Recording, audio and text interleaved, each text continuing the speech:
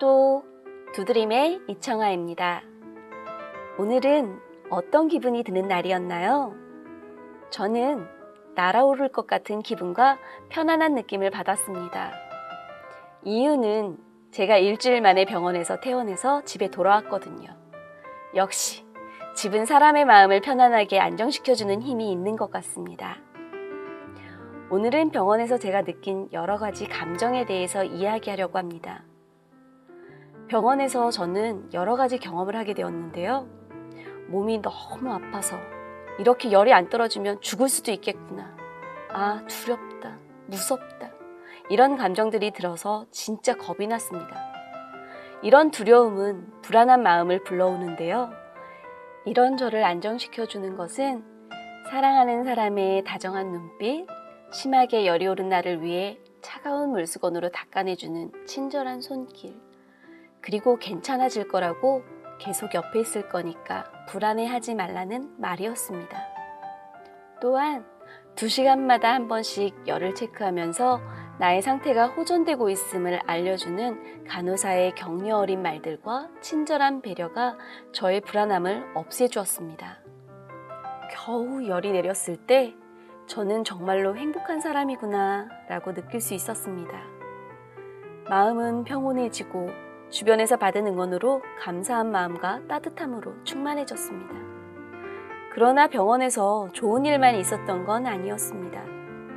예를 들어 링거를 갈아야 했을 때 6번 만에 주사를 꽂힌 일도 있었는데요. 3번쯤 주사를 꽂혔을 땐 약간 화가 나기도 했지만 간호사 선생님의 얼굴을 보니 화를 낼 수가 없었습니다. 난처하고 미안한 마음이 들었는지 얼굴은 점점 굳어가고 이마에는 송글송글 땀이 맺히고 있었거든요. 아마도 제가 화를 낸다면 더 위축되고 긴장돼서 못할 것 같아서 괜찮다고, 제가 열이 많이 나서 혈관이 잘 안 보이나 보네요. 천천히 하세요 라고 하니 죄송합니다 라고 하며 더 신중히 꽂았지만 결국 4번의 실패를 하고는 다른 선생님을 불러드릴게요 라고 하더군요. 이 상황에서도 크게 화내지 않고 감정을 조절할 수 있었던 것은 그 전에 간호사 선생님들의 친절한 배려가 있었기 때문입니다. 궁금한 것을 물어보면 친절하게 답해주고, 열이 수시로 오르는 저를 위해 자주 와서 체크하고 나면 반드시 설명을 해주었었죠.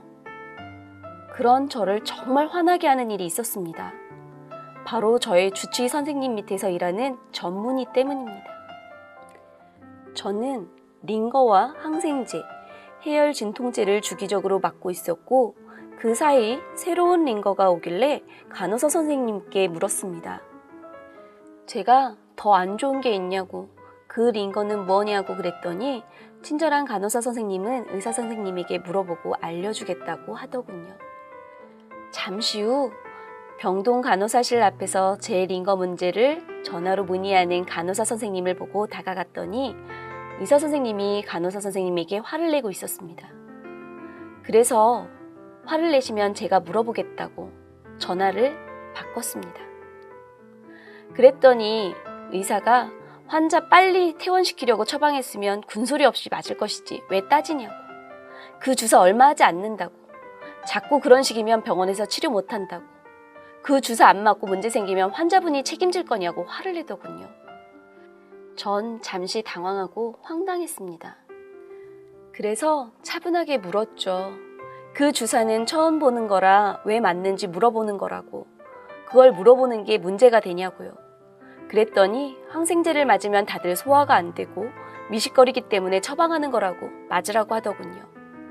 그래서 전 속도 괜찮고 소화도 잘 되는데 꼭 맞아야 하는 거면 말해달라고 했습니다.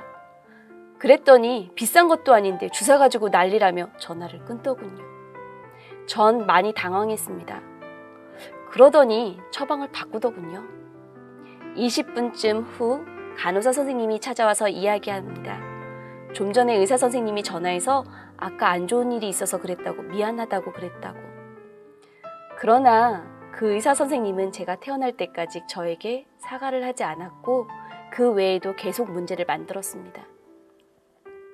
중요한 것은 그 의사는 환자인 저에게만이 아니라 이미 병원에 소문이 자자하더군요.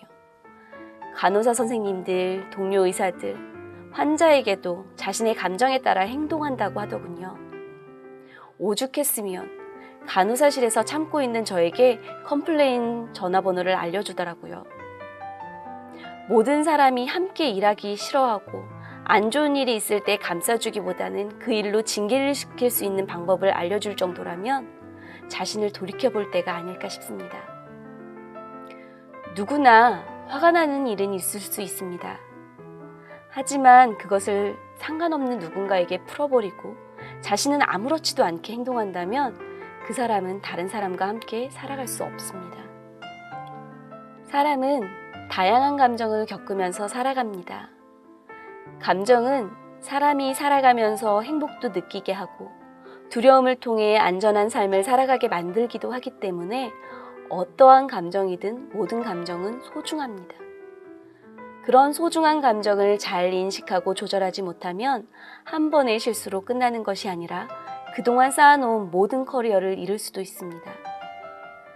감정은 말을 만들고 행동을 만들며 자신뿐만 아니라 타인에게도 영향을 미칩니다.